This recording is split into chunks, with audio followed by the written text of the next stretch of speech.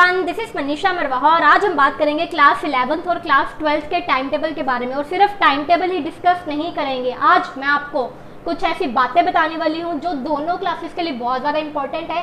Class 11th में class 12th वालों ने ये बातें फॉलो नहीं करी थी और मैं ये चाहती हूँ कि क्लास 11th में जो अब नए बच्चे आए हैं वो ये गलती ना करें, जिसकी वजह से जो उनकी क्लास 11th है बिल्कुल भी बर्बाद ना हो। पूरी वीडियो सिर्फ और सिर्फ साइंस ओरिएंटेड है, ठीक है। पीसीएम वालों के लिए, पीसीबी के लिए तो पूरा टाइम टेबल डिस्कस करेंगे, पूरा शेड्यूल डिस्कस करेंगे कि कैसे टाइम मैनेज करना है, क्योंकि आप कोचिंग भी जा रहे हो, सेल्फ स्टडी भी कर रहे हो, स्कूल भी लगाना है, तो बहुत सारी चीज़ें हैं। तो शुरू करते हैं। तो देखो यहाँ पर मैंने आपको सिंपल सा पहले बता रखा है कि आपका मोटा मोटा जो टाइम है कहाँ जाता है, जिसकी वजह से क्या है, एक तो मैंने यहाँ पे प्रॉपर एक टाइम टेबल भी बनाया है। काफ़ी सारे बच्चों को क्या होगा, कुछ इसमें दिक्कतें आएंगी। हर बच्चे का अपना ट्यूशन टाइम रहता है, तो अगर आप उस चीज़ को ना फॉलो कर पाओ तो ये चीज़ आपके लिए समझना बहुत ज़्यादा ज़रूरी है। तो देखो आपके पास 24 आवर्स है, ठीक है। और इसी 24 आवर्स में एक बात याद रखना, जो लोग कॉम्पिटिटिव एग्जाम्स दे रहे हैं, इसी 24 घंटे में से जो रैंकर्स निकलते हैं और इसी 24 घंटे में से टॉपर्स निकलते हैं, इसी 24 घंटे में से हर बंदा अपने लिए कुछ ना कुछ उखाड़ रहा है और उसके बावजूद अगर आप पीछे रह जाते हो तो इसमें आपकी गलती है। तो देखो 8 घंटे की स्लीप, ठीक है, 7 से 8 घंटा हर बच्चा नॉर्मली सोता है। उसके बाद आपका स्कूल आ जाएगा और ये मैं मानकर चल रही हूँ कि आप लोग क्लास 11th और 12th के हो और ऊपर से साइंस स्टूडेंट हो, तो आप लोगों के 3 सब्जेक्ट मेन होते हैं, उसके बाद एक आधा आपका ऑप्शनल रहता है, ठीक है। तो अगर आप मैक्सिमम टू मैक्सिमम 45 मिनट की भी क्लास लगाते हो तो 4 आवर्स का आपका जो स्कूल है वहाँ पे ख़त्म हो जाता है। 4 घंटे से ज़्यादा आपका स्कूल नहीं लगता, चाहे आप ऑनलाइन ही लगा रहे हो। फिर आता है कोचिंग वाला। कोचिंग कुछ लोग 3 घंटे की लगा रहे होंगे, कुछ लोगों का 5 घंटे भी कोचिंग पे जा रहे होंगे, ठीक है। तो उसके अकॉर्डिंगली अगर मैं यहाँ पे निकालूँ तो देखो आपके पास 15 से 17 आवर्स, ठीक है, 15 से 17 घंटे आपके सिर्फ इसी काम में चले जाते हैं। उसके बाद हमारे पास रहता है कि हमें सेल्फ स्टडी करनी है, हमें फ़ोन भी चलाना होता है, हमें अपने लिए भी टाइम चाहिए होता है, नहाना भी रहता है, ठीक है। फिर घर के काम करने हैं, लड़कियों को अपने लिए टाइम चाहिए, तो कैसे करें ये सब कुछ। तो देखो ये टाइम तो आपका ब्लॉक रहेगा ही रहेगा, ठीक है। कुछ बच्चों के ये हो सकता है कि कोचिंग 3 घंटे की है, उनके पास जो टाइम है वो 9 घंटे बच जाएंगे एक्स्ट्रा 24 घंटे में से। जिनकी 5 घंटे की लग रही है उनके पास 7 घंटे रह जाएंगे। बट आई थिंक 3 घंटे की जो कोचिंग होती है सफिशिएंट होती है। आप 2 सब्जेक्ट ही होते हैं, एक दिन में तीनों सब्जेक्ट तो आप पढ़ नहीं पाओगे ना, ये तो वैसे दिमाग में खिचड़ी पक जाती है। 1.5 आवर की अगर लगाते तो बहुत है। तो देखो ये जो 7 घंटे है ना, ये जो आपके पास 7 घंटे का टाइम आ रहा है जो आपके पास बच जाएगा, या फिर जो 9 घंटे का टाइम है, इसको आपको डिवाइड कर लेना है। एक पार्ट सेल्फ स्टडी में और एक पार्ट आपको डिवाइड करना है जो भी आपको एक्स्ट्रा काम करने हैं, मोबाइल, घर का काम, ठीक है, जो भी है उन सब चीज़ों में। तो आपके पास रह जाएगा 7 घंटे वालों के पास 3 घंटा और 4 घंटा, और दूसरे 9 घंटे वालों के पास आपके पास रह जाएगा 4 घंटे और 5 घंटे, ठीक है। इस तरह से आप डिवाइड कर लोगे। तो ये तो था एक आपको ओवरव्यू मैंने दिया है कि भाई आपका टाइम कहाँ कहाँ जाएगा। और इसमें आपका देखो मोबाइल भी आ गया, टाइम पास भी आ गया, एंटरटेनमेंट भी आ गई, स्टडी भी आ गई, स्लीप भी आ गई, स्कूल भी आ गई, कोचिंग भी आ गई। तो ऑलमोस्ट हमने सब चीज़ें कवर अप करने की कोशिश करी है। तो देखो अब पहले इधर जाने से पहले कुछ बातें जो तुम्हारे लिए बहुत ज़्यादा इम्पोर्टेंट है क्लास 12th और 11th। पहले बात तो बहुत ही ज़्यादा एक इंटरेस्टिंग क्लास होती है, ठीक है। और अगर आप मान लो तो बहुत ज़्यादा इजी क्लास भी होती है अगर आप रेगुलर पढ़ोगे। मैं ये नहीं कह सकती कि ठीक है क्लास 11th वालों की थोड़ा झटका लगेगा कि नई नई क्लास है, क्योंकि क्लास 10th में ऐसा कुछ भी नहीं था। जो क्लास 10th में आपने पढ़ा वो तो सिर्फ उसका आई थिंक 5 या 10% था। मेन चीज़ें अब आएंगी, अब आप देखोगे डेरिवेशन है, ये कुछ है। लेकिन हम ये नहीं कह सकते कि भाई बहुत ही ज़्यादा टफ है, बहुत ज़्यादा टफ नहीं है, ठीक है। अगर आप प्रॉपर शेड्यूल और रेगुलरली पढ़ते हो आप बहुत आराम से कर लोगे। बाकी सब कुछ अपने माइंड में लेकर चलोगे, मुझे करना है तो कर लोगे। तो देखो पहली बात है क्वालिटी स्टडी करनी है, ठीक है। ये नहीं करना कि भाई मुझे बहुत ज़्यादा पढ़ना है, या फिर आप नोट्स इकट्ठे करते जा रहे हो, या आप एक ही चैप्टर पे आपको ये भी डर लग रहा है कि भाई मेरे एक ही चैप्टर पे हफ्ता लग रहा है, या मेरे को एक ही चैप्टर पे बहुत ज़्यादा टाइम लग रहा है। तो देखो भागना नहीं है, अभी हम शुरू हुए, अभी तो मई है, ठीक है। अगर आप आराम से भी करोगे, अगर आप हर चैप्टर पे 5 से 7 दिन भी लगा के करते हो ना, प्रॉपर रिवीजन, प्रॉपर प्रैक्टिस के साथ, तब भी विद रिवीजन आपका बहुत बढ़िया तरीके से जो आपका सिलेबस है नवंबर तक ख़त्म हो जाता है, ठीक है। तो क्वालिटी पढ़ना है, क्वांटिटी के पीछे नहीं भागना। एक दिन अगर एक चैप्टर आपका 5 दिन में भी होता है, अगर कोई बड़ा वाला चैप्टर है उसको समझने में आपको 5 दिन भी लग रहे हैं तो कोई बात नहीं, लगा दो, ठीक है। इंटीग्रेशन डेरिवेशन वाले चैप्टर्स होते हैं ऐसे, तो उनको लगा दो। उसके बाद आता है रिवीजन और कंसिस्टेंसी। अगर मेरे से कोई पूछे ना कि भाई कोई ऐसा फंडा बता दो सक्सेस का, अगर कोई सक्सेस फंडा है जो हमेशा काम करता है, फर्क नहीं पड़ता कि आप तुम टॉपर हो, तुम एवरेज हो, तुम बिलो एवरेज हो, ये दो चीज़ें अगर आपने डाल ली ना रूटीन में, शेड्यूल में, रिवीजन और कंसिस्टेंसी, तो आपका नैया पार है, मतलब बहुत बढ़िया तरीके से पार है, ठीक है। सिर्फ बोलने के लिए नहीं कह रही कि तुम्हारी पढ़ाई हो जाएगी, बहुत बढ़िया तरीके से हो जाएगी। अगर तुम एवरेज थे तो तुम टॉपर बन सकते हो, बिलो एवरेज थे तो तुम्हारी बहुत अच्छी डिसेंट परसेंटेज 80 90 तक आ सकती है। ये दो चीज़ें पकड़ लो, रिवीजन मल्टीपल टाइम्स, एक बार की बात नहीं कर रही कि सिर्फ पढ़ा, ठीक है, नोट्स बना लिए, रिवाइज कर लिया, नहीं, बार बार हफ्ते में जो भी आपने चैप्टर पढ़ा है उसको 2-3 बार तो एटलीस्ट रिवाइज करो। और कंसिस्टेंसी, ऐसा नहीं कि एक दिन तुमने बहुत जोरों शोरों में आके 7 घंटे पढ़ाई कर ली और तुम्हें प्राउड फील हो रहा है, दूसरे दिन भी कर ली, लेकिन तीसरे दिन तुम 2 घंटे भी नहीं दे पा रहे, या चौथे दिन तो तुमने एकदम बुक्स को हाथ ही नहीं लगाया, कहाँ गई बुक्स पता नहीं, वो उधर पड़ी बुक्स, तुम दूसरे कोने में बैठे सिर्फ गेम्स खेल रहे हो, तो वो चीज़ नहीं करनी है। तो अगली बात करते हैं, ये चीज़ स्पेशल वो बच्चों के लिए है जो कॉम्पिटिटिव एग्जाम्स देने वाले हैं, ठीक है। तो देखो, आप में से हर साल 10 से 12 लाख बच्चे इसी रेस में दौड़ रहे हैं, और मैं ये नहीं कहती कि रेस बुरी है, ठीक है, आपने डिसाइड करा है आपका, क्योंकि कुछ गोल था, आपके माइंड में वो चीज़ें थी कि भाई मुझे इस रेस में जाना है क्योंकि ये मेरी खुद की इच्छा है। तो एक बार अगर तुमने खुद डिसाइड करके अपना माइंडसेट बनाया है ना, तो उस चीज़ में हारना नहीं है, क्योंकि यहाँ पे सिर्फ 1% स्टूडेंट सेलेक्ट होंगे, बहुत कम रेशियो है, और उस 1% में आने के लिए आपको मेहनत करनी पड़ेगी, ठीक है, रगड़ना पड़ेगा, और बहुत घिस घिस के रगड़ना पड़ेगा। तुम्हारा मन करेगा डिस्ट्रैक्ट होने का, आलस आएगा, तुम्हें गुस्सा आएगा, फ्रस्ट्रेशन आएगी, बहुत कुछ होगा, लेकिन जो ये जर्नी है ना, ये मैराथन है, 1 दिन की 2 दिन की नहीं है। जो 11th में है वो भी ये बात बहुत बढ़िया तरीके से याद रखो, ये बहुत लंबी जर्नी है, तो हैबिट बनानी पड़ेगी पढ़ने की। ऐसा नहीं कि स्टार्टिंग में 1 महीना बहुत अच्छा पढ़ लिया, फिर तुम डाउन हो गए, फिर तुम्हारा इधर उधर घूम रहे हो, तुम्हें पता ही नहीं है, फिर पेपर से 3 महीने पहले याद है कि वो यार पढ़ना था, मैंने तो एग्जाम देना है, तो याद रखना इस बात को। अगला है बहुत ज़्यादा इंपॉर्टेंट, सेल्फ टॉक, ठीक है। तो सेल्फ टॉक, अपने आप से आप किस तरह से बोल रहे हो, अपने आप को किस तरह से एक इन्फ्लुएंस कर रहे हो, ठीक है, वो बहुत ज़्यादा मैटर करता है। क्या आप अपने आप को मोटिवेट करते हो, क्या आप अपने आप को बुरा बोलते हैं, यार मेरे से तो होना नहीं, यार चैप्टर बहुत ज़्यादा टफ लग रहा है, मेरे को पता नहीं कैसे होगा, यार मैंने तो ऐसी साइंस ले ली, कुछ समझ नहीं आ रहा, इससे बढ़िया तो कॉमर्स ले ली होती, ईजी होती। तो देखो, ये चीज़ें नहीं बोलनी, अपने आप को पॉजिटिव रखना है, और तुम्हें वो फील आनी चाहिए कि भाई मैं कर रहा हूँ, मुझे मज़ा आ रहा है पढ़ने में। देखो, स्टडीज ना इंटरेस्टिंग बनेगी अगर तुम उसको इंटरेस्टिंग बनाने की कोशिश करोगे। अगर तुम पहले ही अपने आपको बोलते रहोगे यार ये चैप्टर तो बहुत ही बोरिंग है, केमिस्ट्री तो सब कहते हैं बकवास होती है, केमिस्ट्री तो सबकी वीक होती है, तो मेरी भी वीक रहेगी, तुमने सब्जेक्ट को बिना पढ़े ऐसे बोल दिया, उसके बारे में एक ऐसी धारणा बना ली कि वो सब्जेक्ट वीक रहेगा, तो तुम्हें वो वीक लगेगा, ठीक है, तुम्हें उसको देख के डर लगेगा, यार ये तो मेरा वीक ही रहने वाला है। तो अपने आप को तुम क्या बोल रहे हो बहुत ज़्यादा मैटर करता है। मान लो तो टफ है और ठान लो तो इजी है, ठीक है। अगर तुमने मान लिया ये चीज़ें टफ है, मेरे से नहीं होनी, मैं इसके लायक नहीं हूँ, या चीज़ें मेरे लायक नहीं है, तो वो टफ लगेंगी। और अगर ठान लिया yes I can do it, then you can do it.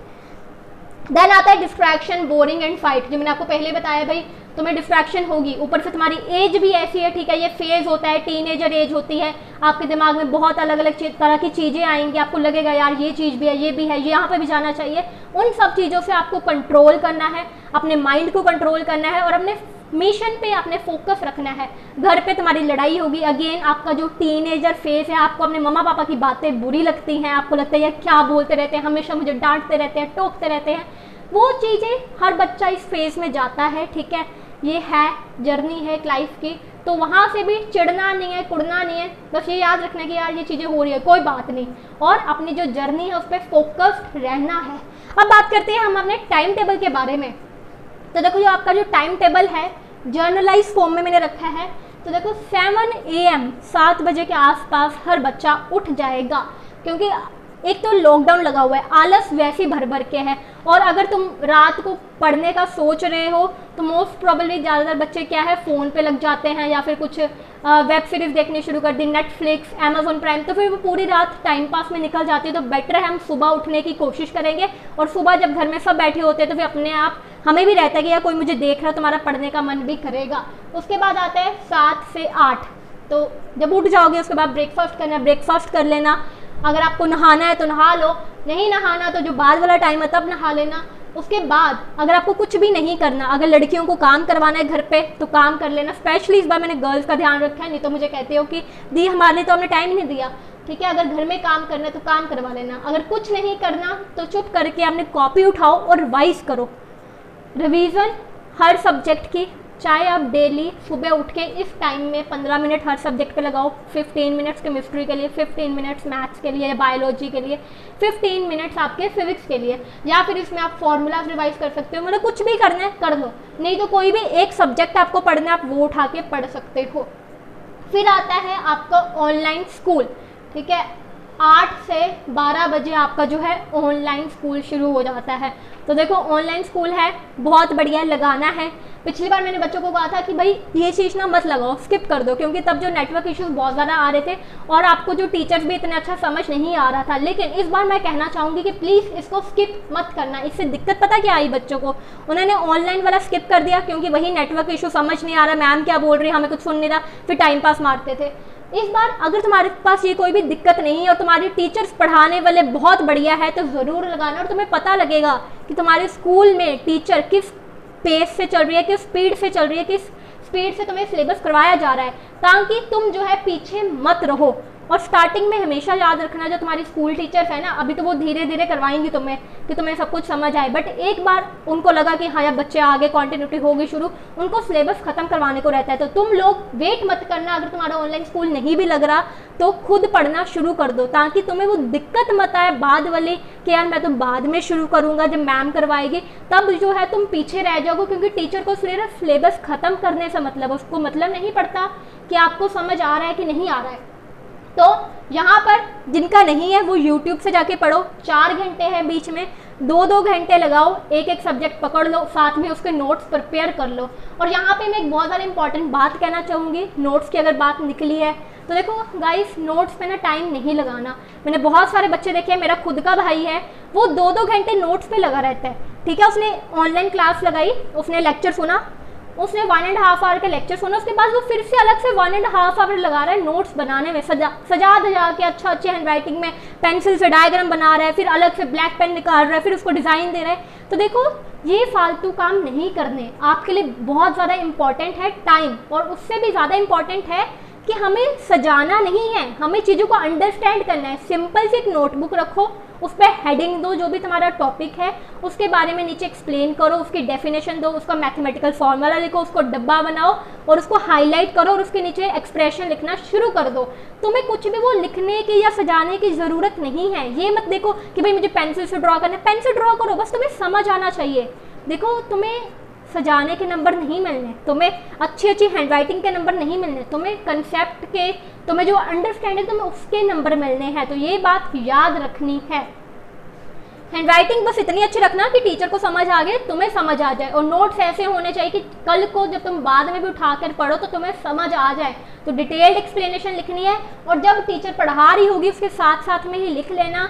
और अगर आपको लगता है कि भाई क्लास में पूरे नोट्स नहीं बन पाते तो घर में आके आपको टाइम दिया जाएगा, वहाँ पे कंप्लीट कर लेना। लेकिन ये नहीं करना कि जब लेक्चर चल रहा था तो तुम ऐसे खाली हाथ बैठ के सिर्फ सुनते ही जा रहे हो, नहीं, उसी समय तुम्हें जो इसका बेसिक फाउंडेशन स्ट्रक्चर है वो लिख लेना है सारे नोट्स का। फिर आता है आपके पास 12 से 1 बजे का टाइम। तो देखो 12 से 1 बजे का आपने ऑलरेडी स्कूल लगाया है, ब्रेक ले लो, 1 घंटे के थक गए होगे तो ब्रेक लेनी है, ब्रेक ले लो। और जिन लोगों ने सुबह नहीं नहाया था वो इस टाइम पे नहा भी सकते हैं, बात कर सकते हैं, फ़ोन चलाना है। गर्ल्स को अगेन अगर आपको किचन में कुछ काम वगैरह करना है, मम्मा की हेल्प करनी है, झाड़ू पोछा जो भी करना है कर लेना, ओके। देन उसके बाद आता है 1 से 3 PM, 1 से 3 बजे का टाइम बहुत अच्छा टाइम है, ठीक है। आपने फ्रेश हुए हो, आपने ब्रेक ली है और यहाँ पर अब आप पढ़ना शुरू करोगे एक सेल्फ स्टडी। तो देखो सेल्फ स्टडी बहुत ज़्यादा इंपॉर्टेंट है। और कुछ बच्चे पता क्या समझते हैं, उनको लगता है कि सेल्फ स्टडी मतलब कि हमें सिर्फ नोट्स बनाने हैं बैठ के, जो मैंने अभी आपको पहले वाला केस बताया जो कि मेरा खुद का भाई कर रहा था 1.30 मिनट्स, वो जस्ट सेल्फ स्टडी ही, मतलब नोट्स बना के सेल्फ स्टडी कर रहा है, वो सेल्फ स्टडी नहीं होती, ठीक है, उसको हम सेल्फ स्टडी नहीं कहते।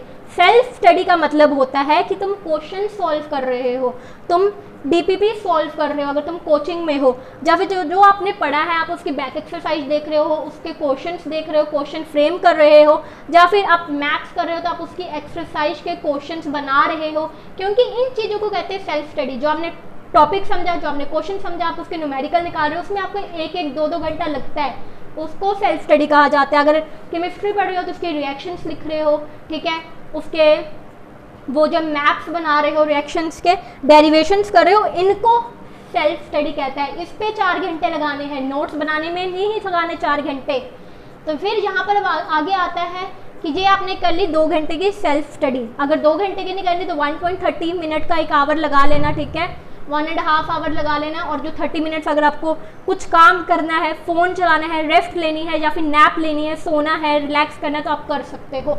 फिर हमारे पास आता है 3 से 8 जिनकी कोचिंग है, और अगर किसी की 9 बजे तक लगती है तो अपनी वो कोचिंग लगा लो, और जिनकी 8 बजे तक 3 घंटे की लगती है, क्योंकि ज़्यादातर बच्चे 3 घंटे लगा रहे हैं, तो वो जो 8 से 9 बजे का टाइम है उसमें क्या करेंगे, अभी आपने कोचिंग लगाई, साथ में ही आप 1 घंटा या जितने भी आपके पास टाइम है उसमें आप क्या करोगे, नोट्स को कंप्लीट कर लो। जब आपने अपनी क्लास लगाई, टीचर से समझा, आपने जो भी आपको समझ लगा, आपने उसके नोट्स बना लिए होंगे, उसके बाद फिर से अपनी कॉपी खोलो और देखो भाई इसमें कौन कौन सी चीज़ें थी जो मुझे अपनी लैंग्वेज में लिखनी है, क्योंकि बहुत ज़्यादा हमें रहता है कि भाई यहाँ पे प्लस चार्ज क्यों आया, यहाँ पे माइनस चार्ज क्यों आया, इलेक्ट्रोमैग्नेटिक इंडक्शन क्या होती है, उसको अगर आपने उसको अपनी लैंग्वेज में, अपनी लैंग्वेज मतलब हिंदी में लिखना है, हिंदी में लिख लो, पंजाबी, जो भी आपकी लैंग्वेज है, जो भी आपको है उसमें आप लिख सकते हो फॉर योर कन्वीनियंट, ताकि जब आप बाद में देखो आपको समझ आ जाए ये चीज़ है।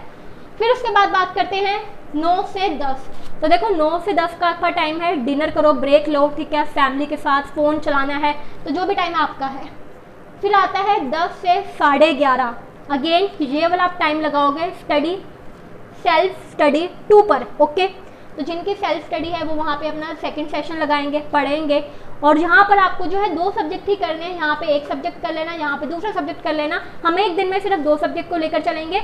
अगर आप एक दिन मैथ्स और फिजिक्स कर रहे हो तो अगले दिन आप केमिस्ट्री और मैथ्स कर लेना, ओके। तो अगेन सेम फंडा, जो भी आपने कोचिंग में पढ़ा होगा, जो भी आपने स्कूल में पढ़ा होगा, आप उसके क्वेश्चंस करोगे, डीपीपी सॉल्व करोगे, जो भी आपको करना है। उसके बाद देखो अब इतनी जल्दी तो नींद आने नहीं वाली हम लोगों को, तो 30 मिनट रहेंगे आपके पास, ब्रेक ले लेना, म्यूज़िक सुनना है म्यूज़िक सुन लेना, मोबाइल पे कुछ एंटरटेनमेंट, कॉमेडी, स्टैंड अप, जो भी देखना है, डांस करना है, जो भी करना है, आप थोड़ा रिलैक्स हो जाना। लेकिन यहाँ पे प्लीज़ नेटफ्लिक्स वेब सीरीज़ की तरफ मत जाना, नहीं तो फिर पूरी रात निकल जाएगी, सुबह के 4 बज जाएंगे, पता नहीं लगेगा, और सारा जो आपका है टाइम वेस्ट हो जाएगा। फिर आता है बज गया आपके 12, तो 12 बजे तक सो जाना, प्लानिंग कर लेना, एंड आपकी हो जाएगी गुड नाइट। तो देखो ये तो था मेरी तरफ से आपके लिए एक प्लान, एक शेड्यूल, ठीक है, कैसे चीज़ें करनी है, और मैंने पूरी कोशिश करी है जितना मेरे से हो बनता है आपके पॉइंट ऑफ व्यू से सोच कर कि आपका कहाँ कहाँ टाइम जा रहा होगा। और जिन लोगों की कोचिंग नहीं है या फिर स्कूल नहीं है तो वो उस टाइम पर अपना कुछ भी एडजस्ट कर सकते हैं, जो भी आपको चीज़ें पढ़नी है। तो यहाँ से आपको आइडिया मिल गया होगा कि भाई कैसे चीज़ें करनी है। तो अगर आपको वीडियो अच्छी लगी तो प्लीज़ शेयर भी कर देना, और लाइक तो आप लोग कर ही देते हो। And bye bye, take care, ध्यान रखो, पेंडेमिक का टाइम चल रहा है, सबसे ज़्यादा खतरनाक टाइम है अभी मई का महीना, तो अपना जो है ध्यान रखो, ठीक रहो, एंड बाय बाय।